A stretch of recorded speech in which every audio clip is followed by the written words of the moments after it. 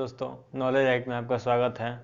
और हम लोग का जो चल रहा था वो सिंधु घाटी सभ्यता चल रहा था। और सिंधु घाटी सभ्यता में आज हम लोग देखेंगे सामाजिक, राजनीतिक, राजनीतिक और सामाजिक न राजनीतिक, फिर धार्मिक धार्मिक और आर्थिक जीवन के बारे में।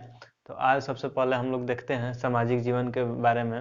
तो सिंधु घाटी जो सभ्यता था, सिंधु घाटी सभ्यता, तो सिंधु लोग के समाज को ऐसा माना गया था कि वहाँ के सबसे छोटी इकाई जो थी वो परिवार था। और परिवार जो था जो मातृसत्तात्मक था। मातृसत्तात्मक कहने का यहाँ वहाँ की जो है माता को प्रधान माना जाता था। परिवार में जो था माता को प्रधान माना जाता था। ऐसा माना जाता है कि सिंधु समाज जो था वो अनेक वर्गों में बांटा हुआ था। अनेक वर्गों में, जैसे पुरोहित, व्यापारी, अधिकारी, शिल्पी और श्रमिकों में बटा हुआ था। उसके बाद वहाँ के जो लोग थे वो युद्ध प्रिय कम और शांति प्रिय अधिक में। ऐसा देखा गया है कि वहाँ से कोई युद्ध का कुछ साक्ष्य नहीं मिला है, जहाँ से ये अनुमान लगाया जाता है कि वहाँ के जो लोग थे वो कैसा थे, तो शांति प्रिय अधिक थे, यानी शांति प्रिय थे। उसके बाद जो सिंधु घाटी सभ्यता के जो लोग थे वो सूती और ऊनी दोनों प्रकार के वस्त्र पहनते थे। सूती और ऊनी जो थे वो दोनों प्रकार के वस्त्र को पहनते थे। वहाँ ऐसा माना गया है कि वहाँ पर आभूषणों का जो उपयोग करते थे वो पुरुष और स्त्री दोनों करते थे। जो आभूषणों का उपयोग करते थे स्त्री और पुरुष दोनों करते थे। वहाँ पर पर्दा प्रथा, वेश्यावृत्ति के साक्ष्य भी मिले हैं। वहाँ पर पर्दा प्रथा और वेश्यावृत्ति के जो है साक्ष्य मिले हैं। ऐसा देखा गया है कि वहाँ के जो लोग होते हैं वो स्त्री और पुरुष वो दोनों ही शाकाहारी और मांसाहारी दोनों थे। वहाँ के जो समाज था, वहाँ का जो जो प्रचलन था, वहाँ पर शाकाहारी और मांसाहारी दोनों देखा गया है। दोनों जो है दोनों खाते थे। स्त्रियाँ जो थी वो श्रृंगार प्रसाधनों का भी प्रयोग करती थी। वहाँ की स्त्रियाँ जो थी वो श्रृंगार उंगार सब करती थी, श्रृंगार प्रसाधन का यूज करती थी। सोने चांदी, हाथी दांत, सीप एवं तांबे के बने आभूषण का ये भी प्रचलन था, ये भी पहनने का प्रचलन था। ये सब आभूषण यूज करने का वहाँ पर प्रचलन था। काले रंग के डिजाइन किए हुए लाल मिट्टी के बर्तन। ऐसा माना जाता है कि वहाँ पर जो बनाने का जो ये था साधन था वो कैसा था, तो बर्तन जो बनाया जाता था लाल मिट्टी के बर्तन बनाया जाता था और काले रंग पे उस पर डिजाइन किया जाता था। और वहाँ के लोग जो है मनोरंजन का साधन जो है वो क्या करते थे कि पासे का खेल करते थे, नृत्य करते थे, शिकार करते थे या पशुओं की लड़ाई करते थे। ये रहा आपका सामाजिक जीवन। अब हम लोग देखेंगे कि राजनीतिक जीवन, वहाँ पर राजनीतिक जीवन कैसा रहा होगा। तो राजनीतिक जीवन में वहाँ पे स्रोतों के अभाव में वास्तविक व्यवस्था के बारे में जानकारी नहीं है।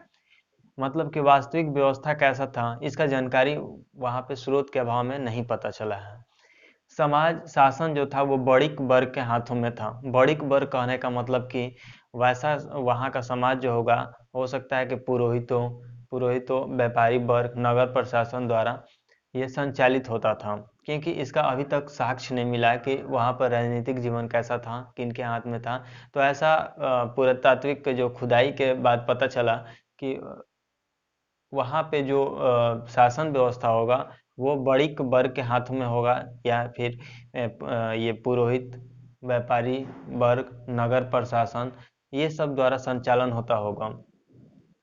इसीलिए अलग अलग विद्वान हैं वो अपने अपने मत के अनुसार अलग अलग चीज़ें बताए हैं। जैसे हंटर बताए थे कि राजतंत्रात्मक न होकर जनता तंत्रात्मक, वहाँ का जो शासन था वो राजतंत्रात्मक न होकर जनता तंत्रात्मक था शासन वहाँ का। लेकिन बीवी स्ट्रूप बताएं कि गुलामों पर आधारित था। ऐसा उनका कहना था कि वहाँ पर कोई शासन कर रहा होगा और यहाँ के लोग जो थे वो बेबी स्टॉर्म जो थे वो गुलाम जो थे, यानी कि जो जनता थे वहाँ के उन्हीं पर आधारित हुआ होगा। लेकिन लोकप्रिय विचार क्या होता है कि व्यापारियों का शासन वहाँ पे सिंधु घाटी सभ्यता में क्या होता है कि व्यापार ज़्यादा करते थे लोग। तो ऐसा माना गया है कि वहाँ का जो सभ्यता होगा वो व्यापारियों पर आधारित होगा। अब हम लोग चर्चा करेंगे आर्थिक जीवन के बारे में कि सिंधु घाटी का सभ्यता का आर्थिक जीवन कैसा रहा होगा। तो उसमें सबसे पहले हम लोग देखेंगे कि कृषि के बारे में, कृषि के बाद पशुपालन, पशुपालन के बाद उद्योग और व्यापार, यानी वहाँ का कृषि व्यवस्था कैसा रहा होगा। तो वहाँ के जो लोग थे सिंधु घाटी सभ्यता के, वो गेहूँ, जौ, राई, मटर, राई, मटर और कपास से परिचित हैं। वहाँ के जो लोग थे वो किससे, तो गेहूँ, जौ, राई, मटर, कपास से परिचित थे। ये सब चीज़ से वो परिचित थे। क्या चीज़ से, तो गेहूँ से, जौ से, राई से, मटर से और कपास से। उन्हें 9 प्रकार के फसलों का ज्ञान था। उन्हें जो था वो 9 प्रकार के फसलों का ज्ञान था, लेकिन वे 2 किस्म के फसल ही उगाते थे। वो कौन कौन सा था, तो वो था गेहूं और जौ। गेहूं और जौ का जो फसल था उनको वो उगाते थे। चावल का उत्पादन का जो साक्ष्य है वो रंगपुर और लोथल से मिला हुआ है। यानी सबसे पहले चावल का जो उत्पादन का जो साक्ष्य मिला हुआ है वो कहाँ से मिला हुआ है, तो लोथल, रंगपुर और लोथल से। गन्ना का वहाँ पर कोई साक्ष्य नहीं मिला हुआ है। और लोथल और सौराष्ट्र से जो है बजड़े का जो है वहाँ से साक्ष्य मिला है कि बजड़े का जो है बजड़े से वो लोग प्रचलित हैं। रुजदी जो गुजरात में पड़ता है वहाँ से रागी का मिला हुआ है। ऐसा माना जाता है कि सिंधु सभ्यता के जो लोग थे वो हल का प्रयोग करते थे। और कालीबंगा से जो है, कालीबंगा से हल से जुते हुए खेत, हल से जुते हुए खेत के निशान जो है, निशान तथा सरसों की खेती का साक्ष्य मिला है। कहाँ से, तो कालीबंगा से। बनावली से देखें तो बनावली से मिट्टी से बना हुआ खिलौने का हल मिला हुआ है। और आगे हम लोग देखते हैं पशुपालन के बारे में। अगर हम लोग बात करें वहाँ का आर्थिक जीवन में पशुपालन की, तो पशुपालन के जो था वो प्रिय पशु जो था वो कुबड़ वाला सांड था। लेकिन परिचित वो लोग बहुत सारे पशु से थे।